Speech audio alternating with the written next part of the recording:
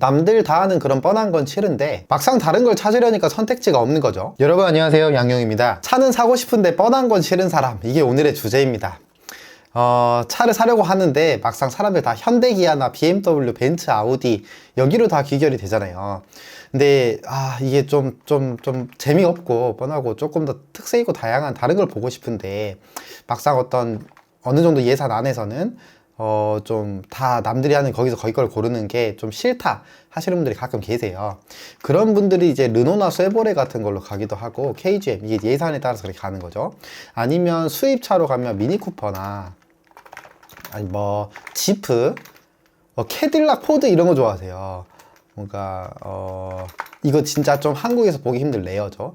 옛날에는 제규어 랜드로버도 약간 그런 느낌이 있었고 마세라티도 있었는데, 지금 마세라티랑 제규어는 사실상 거의 끝났죠.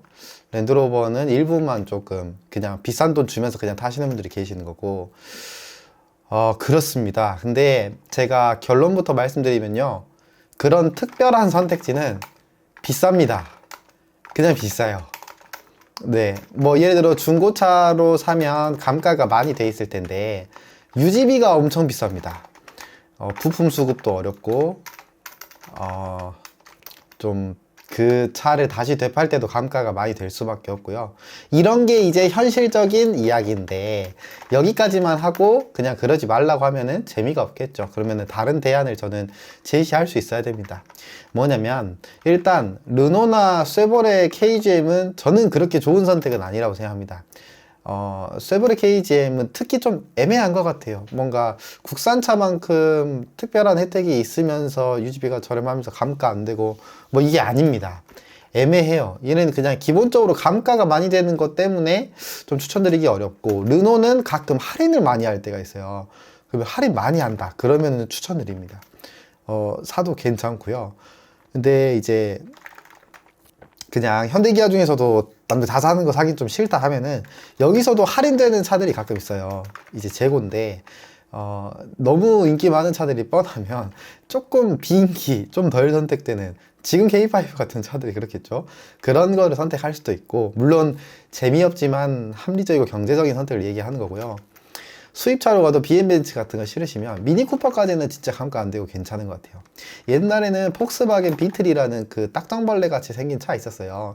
그것도 참 감가 안 되고 추천할 만한 차였는데 아쉽게도 좀 단종이 됐습니다. 이것도 뭐 판매량 대비 어떤 수익성이 안 좋았다고 해요. 어떤 그런 게 있고, 뭐 지프나 이런 거 좀 사버리면은 그걸 생각하셔야 돼요. 랜드로버도 마찬가지고, 내가 동일한 차값 중에서는 동일하게 지불한 차값, 그 같은 차값 똑같이 예를 들어 1억을 썼다고 하면은 벤츠로 1억 쓴 사람이랑 지프 랜드로버로 1억 쓴 사람이랑 비교하잖아요. 나중에 한 5년 지나서 계산해보면 지프 랜드로버가 훨씬 유지비, 그러니까 훨씬 비용을 많이 쓰게 됩니다. 뭐 심하면 20-30%더 많이 쓰게 돼요. 감가에서도 때려 맞을 거고, 수리할 거나 이런 일도 아무래도 많이 팔린 엔진 미션들이 좀 품질이 안정적인 것도 있거든요. 그래서 그렇습니다. 그래서 더 높은 비용을 지불할 걸 각오하고 선택하면 상관없는 겁니다. 그거는 괜찮아요. 이렇게 내가 내 돈을 쓰는 거잖아요. 그래서 근데 이 와중에도 어떤 품질이 안정적인 거 위주로 갔으면 좋겠어요. 그나마 엄청난 메이저가 아닌 브랜드 중에서 좀 밸류가 있으면서 잘 만들고 품질 좋고 뭐 이런 것들 제가 조금 어떤 선별해보면 그나마요. 뭐 도요타나 렉서스 같은 거 차 진짜 괜찮은 것 같고요. 볼보, 뭐 여기서 나오는 전기차인 뭐 폴스타도 포함이 되겠죠.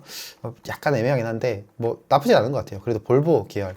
테슬라도 요즘 이쪽이었는데, 테슬라가 예전에는 진짜 그 뻔한 거 싫어하는 사람들이 고르는 차였거든요. 근데 지금은 가성비 포지션이 돼버려가지고 약간 애매합니다. 이거는 지금까지는 약간 괜찮은데 1-2년쯤 지나면 좀 빨리 질리실 수 있어요. 이게 가성비 포지션이 되면은 현대기아랑 똑같아지는 거예요.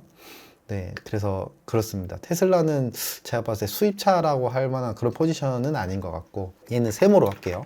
그게 아니면 아예 포르쉐가 낫다. 이거는 뭐 아무리 흔해졌다고 하지만 여전히 아무나 가지 못하는 차니까요. 그러면은, 그러니까 뭐 아까 말했던 지프나 어떤 이런 차 중에서 랜드로버나 1억 언저리를 애매하게 쓸 바에는 포르쉐 한 1억 5천짜리나 1억 7천짜리 주고 사는 게 이상한 말처럼 들릴 수도 있겠지만 결국 총 지출이 비슷할 수도 있습니다. 왜냐면은 포르쉐 같은 차들은 아무래도 그 감가 방어 잘 되고요. 감가 방어가 잘 된다는 건 되게 중요한 거예요. 왜냐면은 이 차를 타면서 매각할 때까지 총 지출에 큰 영향을 주는 게 어떻게 보면 가장 큰 영향을 주는 게 감가상각이에요. 연비는 기름 좀 뭐 이렇게 좀 더 넣고 덜 넣고 한다고 해서 그렇게까지 큰 차이가 나진 않아요. 왜냐면 요즘 연비 규제 맞추느라고 다 좋으니까 뭐 리터당 10km 언저리 되면은 거기서 1, 2km, 3km 차이 난다고 체감이 되진 않는단 말이에요. 오일 교체하는 것도 그럴 거고 신차로 구매하면은 어차피 보증기간 안에 들어와 있으니까 어떤 수리비에서도 그렇게 크게 체감되는 거는 없을 거고 한 5년 이상, 4년 이상 지나야 뭔가 수리할 일이 생기겠죠. 근데 그마저도 아까 말씀드렸던 품질이 안정적인 차들은 그게 없어요. 근데 그걸 생각하면은 감가상각이 가장 큰 어떤 지출에 영향을 줄 수밖에 없는데 어쨌거나 비인기나 이런 것보다는 좀 감가가 많이 되는 그런 차들보다는 포르쉐 같은 차 고르면은 나중에 되팔 때 세이브 되는 게 되게 많아요. 그래서 예를 들어 비인기 1억짜리를 보면은 포르쉐 1.5억 정도도 볼 수가 있어요. 그래서 그것까지도 생각하고 의사결정을 했으면 좋겠어요. 내가 저 포르쉐를 두고도 어떤 이 정도 어떤 랜드로버, 지프, 포드, 캐딜락 이런 것들이 메리트가 있는지 같이 고민을 해볼 만해요.